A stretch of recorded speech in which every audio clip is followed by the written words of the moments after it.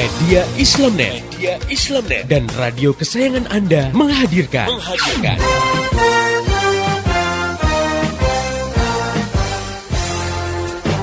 Voice of Islam. Saya pernah nonton satu acara televisi, di situ ada party, pesta-pesta di sebuah diskotik, lalu dibikin kuis. Cuman kuis itu syaratnya hanya boleh diikuti oleh pengunjung yang bawa alat kontrasepsi, alias kondom. Ternyata banyak yang bawa. Paling datang itu anak muda semua gitu kan. Kita ditanya, kenapa kamu bawa? Loh, kita kan nggak tahu apa yang terjadi setelah ini. Wow, jadi kan sudah sedia payung sebelum hujan gitu ya. Sedia kondom sebelum berzinah. Astagfirullahaladzim ya. Kenapa kok seperti terjadi? Karena kita sudah hidup di alam sekuler.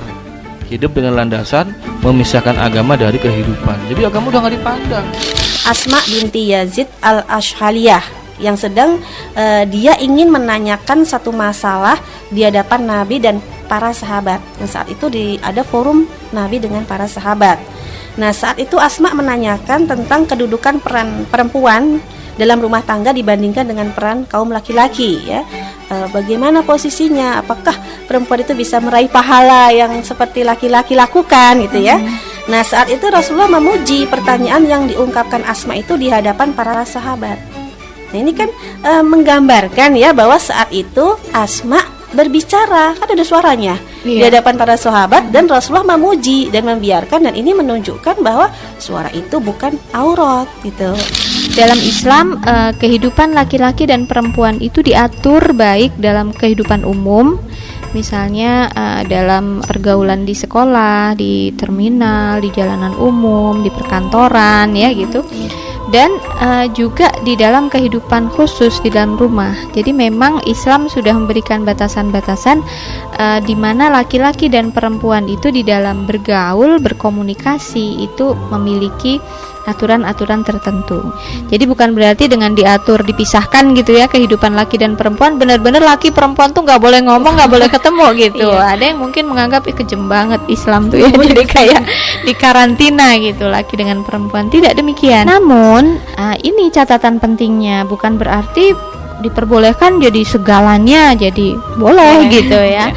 Dalam persoalan yang bersifat pribadi, nah ini tidak boleh laki-laki dan perempuan yang bukan mahramnya itu menjalin hubungan khusus gitu ya tanpa disertai mahram.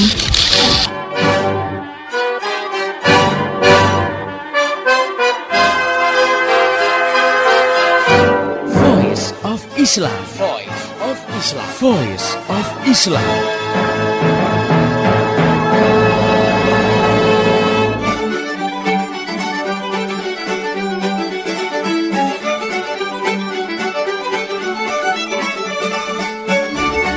Halo Indonesia, Assalamualaikum warahmatullahi wabarakatuh.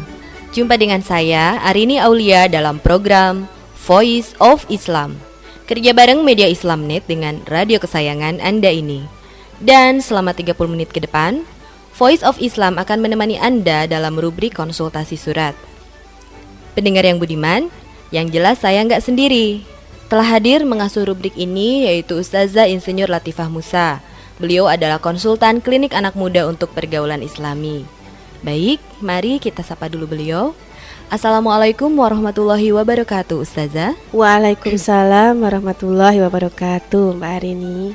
Bagaimana kabarnya hari ini, Ustazah? Alhamdulillah, sehat walafiat, baik-baik semua. Iya, alhamdulillah.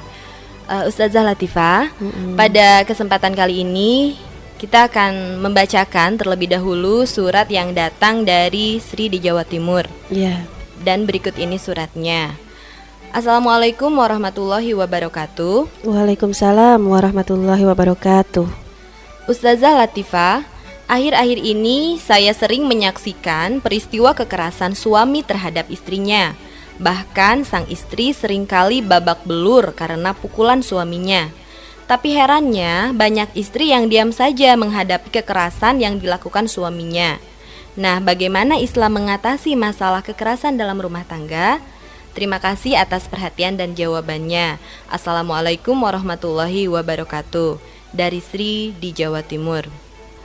Itu tadi Ustazah surat dari Mbak Sri di Jawa Timur mengenai KDRT atau kekerasan dalam rumah tangga. Oke, buat pendengar khususnya Sri, semoga sudah siap untuk mendengar pembahasan surat ini. Baik, langsung saja kita bincang-bincang dengan Ustazah Insinyur Latifah Musa. Bagaimana kondisi yang tadi ya disebutkan oleh Mbak Sri mengenai terjadinya kekerasan gitu ya dalam rumah tangga, seperti ya kita lihat tayangan televisi tiap hari menayangkan peristiwa seperti ini. Nah, bagaimana kita melihat fenomena seperti itu, Ustazah? Baik ya Mbak Arini, juga pendengar yang budiman, khususnya Mbak Sri di Jawa Timur ya, yang mengirimkan suratnya. Nah, seringkali kita menyaksikan ya bentuk-bentuk kekerasan dalam rumah tangga nih Mbak Arini ya. Dan yang cukup marak kalau saya perhatikan itu adalah kekerasan terhadap istri. Ini sebagaimana yang ditanyakan oleh Mbak Sri dalam suratnya, istri babak belur ya dipukuli suaminya ya. Ini saya juga sering mendengar baik melalui media cetak ataupun elektronik ya, di TV ya, tentang adanya kasus-kasus kekerasan terhadap perempuan. Ini bahkan belum lama ini ada berita ya, dan beritanya tidak cuma satu, saya perhatikan cukup banyak juga ya, lebih dari 1-2 kan ya kategorinya, kalau 3 sudah jamak ya. Nah, ini bahwa ada istri masuk rumah sakit gara-gara dipukuli suaminya ya. Nah, ini biasanya kalau saya perhatikan beritanya itu kondisi suami mabuk ya, atau kondisi suami kalah judi ya, kemudian melampiaskan emosinya kepada istri, atau kondisi perekonomian yang menyebabkan suami tertekan dan sebagainya. Nah, istri ini sebagai perempuan yang secara fisik lebih lemah dibandingkan laki-laki, ini menjadi korban ya. Nah, tapi sebenarnya kalau kita bicara kekerasan dalam rumah tangga itu tidak hanya terjadi pada istri ya. Ada juga yang menimpa anak-anak. Ini seperti dulu yang terjadi pada Ari Hanggara dulu ya, tindakan kekerasan dari orang tuanya, ayah kandung dan ibu tirinya. Kalau sekarang juga banyak anak-anak, tapi saya ingatnya itu nama Ari Hanggara. Kalau yang sekarang banyak tidak ingat namanya. Dulu fenomena adalah kasus Ari Hanggara. Nah, jadi tindakan kekerasan ini seringkali dari orang tua ya, dari ayah kandung, bahkan ayah kandung ya, ibu kandung. Bahkan belum lama seringkali kita lihat ibu kandung justru membunuh anaknya. Habis itu dia bunuh diri. Dan ini masalahnya, ini yang dikatakan sebagai kekerasan yang terjadi dalam rumah tangga. Dan kalau sifatnya seperti kasus yang disampaikan Mbak Sri tadi ya, istri dipukuli suami ya, seringkali ini ditutup-tutupi ya, atau memang terjadi dalam kehidupan khusus yang tidak terpantau oleh orang luar. Biasanya kalau sudah mencuat ke permukaan itu karena sudah ada korban ya. Misalnya si istri atau anak masuk rumah sakit atau meninggal. Nah, ini yang kemudian memicu atau memunculkan satu fakta, oh ternyata ada nih kekerasan dalam rumah tangga ketika sudah ada korban itu tadi, Mbak Rini. Iya, cukup mengerikan juga ya Ustazah. Dan mengenai KDRT ini atau kekerasan dalam rumah tangga ini, sering yang menjadi korban itu adalah perempuan atau pihak istri dan anak-anak. Nah, mengapa sih bisa terjadi demikian ya Ustazah? Iya, kalau kita bicara perempuan jadi korban, anak-anak jadi korban, secara fisik memang keduanya lebih lemah daripada laki-laki ya. Walaupun kalau saya perhatikan ada juga laki-laki yang menjadi korban. Ya, misalnya yang cukup terkenal nih akhir-akhir ini ada seorang istri membunuh suaminya dengan bantuan pacarnya. Ya. Nah, kemudian ini juga pernah terjadi di sebuah daerah di Jawa Tengah ya, sebuah kasus yang terkenal. Istri membunuh suaminya dengan bantuan sopir pribadinya karena suami mau kawin lagi gitu ya. Jadi si istri ini khawatir suaminya kawin lagi, maka hartanya akan terbagi kepada istri yang baru gitu.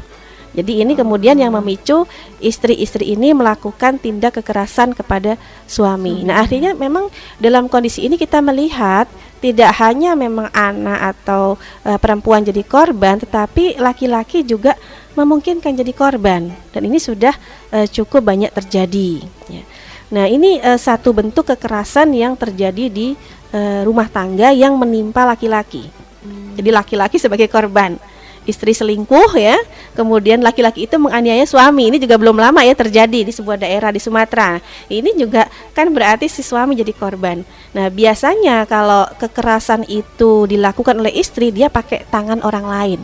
entah itu pacarnya atau dia bayar orang lain, tapi yang jelas pelaku kekerasan ya tetap baik itu terjadi pada laki-laki atau pada perempuan, ya itu semua bisa terjadi oleh laki-laki atau oleh perempuan sendiri gitu. Iya. Iya.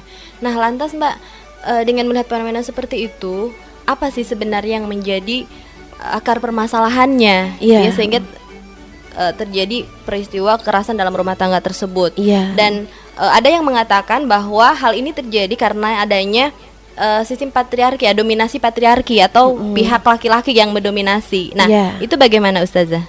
Iya, memang kalau kalangan feminis ya, mereka menyebut bahwa kekerasan dalam rumah tangga itu sumbernya dari dominasi kaum laki-laki ya. Jadi disebut sebagai sistem yang patriarki. Dan tidak hanya itu, sebenarnya analisa kalangan feminis ya, mereka juga kemudian mengatakan bahwa agama itu mendukung budaya patriarki. Dan kalau sudah bicara agama ya tentu yang sangat disorot adalah agama Islam. Nah, sebenarnya itu adalah analisa yang tidak sesuai fakta. Karena kok tiba-tiba langsung menggugat agama ya, sebagaimana biasanya gaya feminis atau gaya kalangan liberalis ya. Boleh saja memang sebuah sistem budaya itu kita katakan patriarki kalau sistem itu menempatkan laki-laki sebagai pemimpin ya, baik dalam rumah tangga ataupun masyarakat. Nah, tapi yang harus diperhatikan bahwa yang menyebabkan terjadinya kezoliman itu bukan patriarki atau tidak patriarki. Jadi bukan persoalan patriarkinya ini ya. Melainkan kalau dalam sistem budaya itu diterapkan aturan yang bukan berasal dari Sang Pencipta manusia atau Allah Subhanahu wa taala. Ya, jadi sebenarnya kan sama saja, baik laki-laki itu memimpin atau nanti tiba-tiba perempuan yang memimpin. Kalau pola hubungan antar manusianya itu rusak, ya, maka pasti akan terzolimi. Kalau laki-laki jadi pemimpin, perempuan terzolimi. Kalau perempuan tampil sebagai pemimpin, laki-laki juga merasa terzolimi. Jadi kan persoalannya bukan patriarki tidak patriarki, tapi adanya sistem yang itu memang bukan berasal dari Sang Pencipta manusia. Nah, jadi untuk itu kita harus melihat atau mendetili bahwa akar masalahnya, kalau tadi kan dikatakan patriarki. Nah, itu sebetulnya akar masalahnya bukan siapa yang menjadi pemimpin, ya, melainkan aturan apa yang diterapkan. Nah, jadi kalau Islam itu diterapkan, maka laki-laki itu akan menjadi pemimpin yang bertanggung jawab. Itu pasti. Sementara kalau kapitalisme yang diterapkan, maka laki-laki akan menjadi pemimpin yang zalim. Itu juga pasti. Nah, kita bisa menyaksikan fenomena yang ada sekarang ya. Jadi selama kapitalisme sekularisme masih menjadi budaya, bahkan yang namanya pemimpin manapun akan tega berbuat zalim kepada rakyatnya, baik itu pemimpin dalam rumah tangga ataupun pemimpin dalam sistem kenegaraan, karena memang seperti itulah daya cengkram sistem kapitalisme. Jadi ini yang jadi persoalan bukan siapa pemimpinnya, tapi aturan apa yang diterapkan, dan aturan itulah yang menyebabkan kezaliman, baik menimpa satu pihak atau menimpa semua pihak. Itu. Ya. Oke, untuk Mbak Sri di Jawa Timur juga pendengar yang lain, sudah jelas ya tadi bahwa yang menjadi akar permasalahannya itu bukan dari sistem patriarki atau tidak patriarki, tetapi dari aturan apa yang diterapkan untuk mengatur masalah dalam rumah tangga tersebut. Nah, buat pendengar, jangan kemana-mana dulu, karena saya Arini Aulia dan Ustazah Insinyur Latifah Musa akan kembali setelah satu selingan berikut ini. Tetap setia di Voice of Islam. Allahumma hdina fi man hadait ya Allah, tunjukkanlah kami hidayatmu. Allahumma inna as'aluka rahmatan min indika tahdi biha qalbi.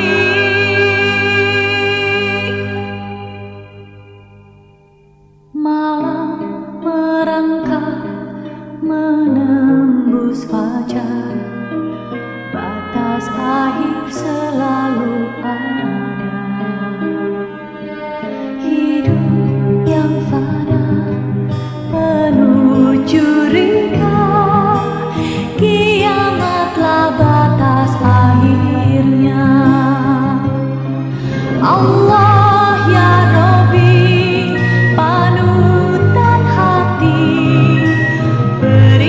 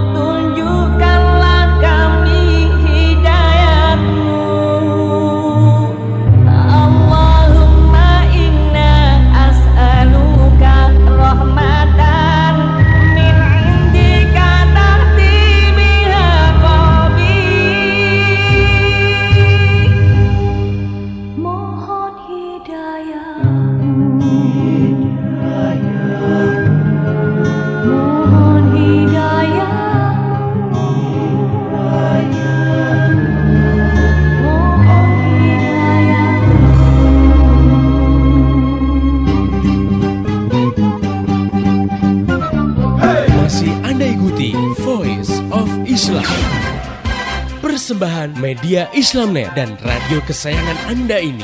Voice of Islam, Voice of Islam, Voice of Islam.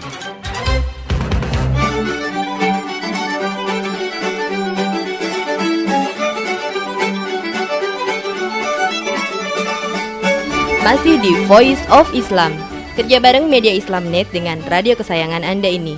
Masih bersama saya, Arini Aulia dan Ustazah Insinyur Latifah Musa. Dan sekarang kita sedang membacakan surat yang datang dari Mbak Sri di Jawa Timur. Oke, langsung saja kita lanjutkan kembali bincang-bincang kita dengan Ustazah Insinyur Latifah Musa. Nah Ustazah, kalau tadi kita membahasnya mungkin dari akar permasalahannya, gitu kan, yang kemudian disangkutkan dengan, kalau orang feminis menganggap bahwa itu adalah disangkutkan dengan masalah agama. Dalam hal ini kan yang disorot adalah agama Islam. Nah, lantas bagaimana sih sebenarnya Islam memandang agar kekerasan dalam rumah tangga itu dapat dicegah? Gitu. Nah, di dalam Islam, suami itu memang pemimpin rumah tangga. Jadi Islam membebankan kepemimpinan rumah tangga ada pada suami. Ini dalam Quran surat An-Nisa ayat 34. Di situ ada lafaz ar-rijalu qawwamuna 'alan nisa. Jadi laki-laki itu adalah pemimpin kaum perempuan. Nah, di sini Islam memerintahkan suami untuk berbuat ma'ruf atau baik kepada keluarganya. Gitu ya. Jadi kepemimpinan ini adalah kepemimpinan yang baik, bukan kepemimpinan yang menzalimi atau menindas. Nah, kemudian Islam juga memerintahkan suami berbuat baik kepada istrinya, ya, bersikap lemah lembut dan membantu pekerjaannya ketika sang istri kepayahan mengurus rumah tangga dan anak-anak gitu.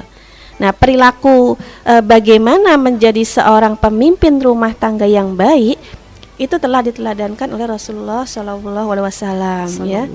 Nah, beliau pernah menyampaikan begini, ya, berhati-hatilah kalian terhadap gelas kaca. Tuh ya, jadi yang namanya gelas kaca itu kalau kita senggol, ya, baik sengaja ataupun tidak, itu pasti akan pecah. Kalau sudah pecah itu akan sulit sekali untuk memperbaiki menjadi bagus seperti semula. Kalaupun kita lem-lem juga pasti akan ada cacat-cacatnya yang nggak bisa bagus, ya. Itu. Nah, dikatakan wanita itu bagikan kaca. Itu. Jadi wanita itu digambarkan sangat terkesan dengan senyum, dan jika dipandang dengan pandangan yang baik dan ridho, itu perempuan. Ya. Sebaliknya kalau wanita itu cepat sekali terluka dengan kata-kata kasar, gitu. Jadi itulah yang dikatakan diperlakukannya seorang wanita dengan baik, maka biasanya wanita itu akan berlaku baik, gitu. Kemudian kalau dia perlakukan kasar, ya, maka dia bisa tersiksa dan keadaan tidak akan bertambah baik, akan malah bertambah buruk, gitu. Jadi kalau si wanita ini diperlakukan secara kasar, ya, maka ya bisa jadi dia akan bertambah buruk. Ini gambaran umum wanita, ya. Tentu kita tidak membahas kalau ada yang insya Allah berperilaku jauh lebih baik daripada ini, ya.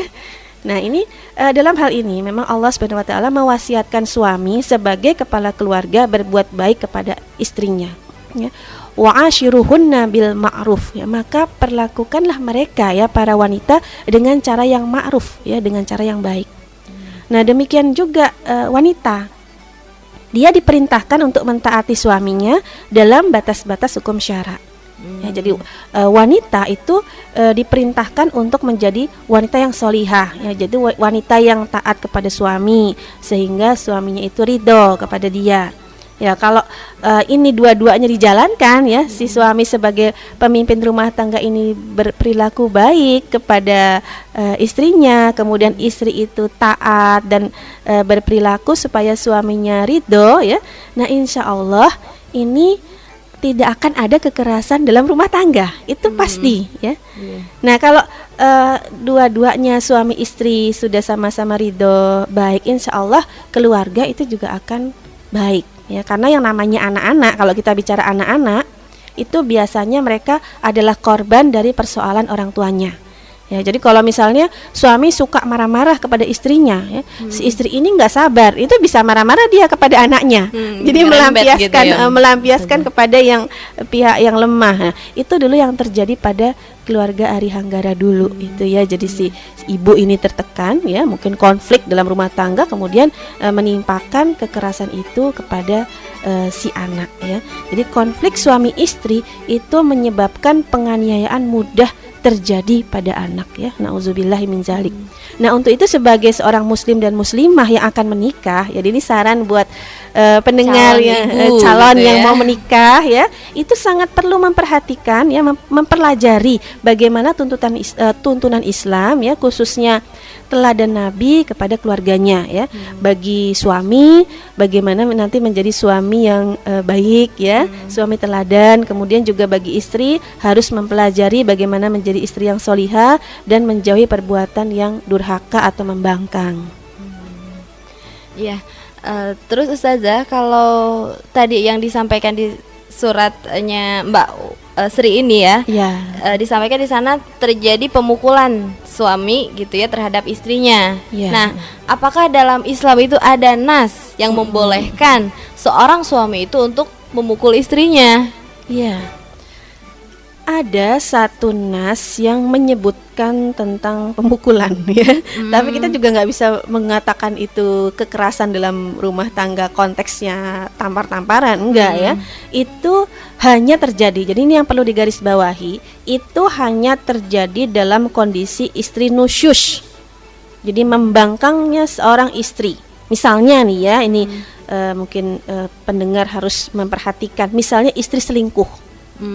Ya, ini udah satu bencana dahsyat lah dalam rumah tangga, ya, kalau ada istri selingkuh. Sama juga suami juga selingkuh juga bisa. Tapi yang jelas ini satu pembangkangan. Kalau si istri selingkuh, dia pembangkangan pada suami, ya. Dia selingkuh atau dia selalu melalaikan keluarga gitu. Jadi dia nggak bertanggung jawab untuk urusan rumah tangga, kewajiban dia, bahkan anak-anaknya, ya. Nah, maka dalam Quran surat An-Nisa ayat 34 ada 3 tahapan yang bisa dilakukan suami. Pertama, menasihati dengan baik, ya, mengingatkan istri agar takut kepada Allah, ya, mengingatkan kewajibannya. Nah, bila masih melawan dan membangkang, artinya istri ini masih bandel lah, katakanlah, ya, masih durhaka, ya. Ini di sana dijelaskan boleh dijauhi, pisah tidur.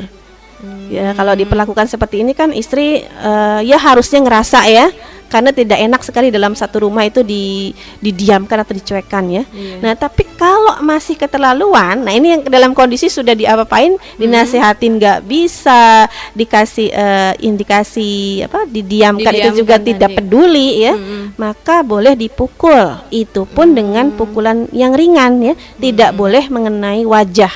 Nah, itu jadi tidak boleh mengenai bagian-bagian yang vital. Jadi hanya untuk sekedar pukulan-pukulan mengingatkan, takdib, ya, memberikan pendidikan. Jadi kayak misalkan kalau anak 10 bandel, tahun gitu kan, ya. ya, Kalau anak tidak bandel, sholat kan dia harus kita pukul, ya, mau Iya. dipukul apa? Pokoknya yang jelas tidak boleh menyakiti yang bagian fisik yang vital itu tidak boleh, wajah atau yang lain, ya.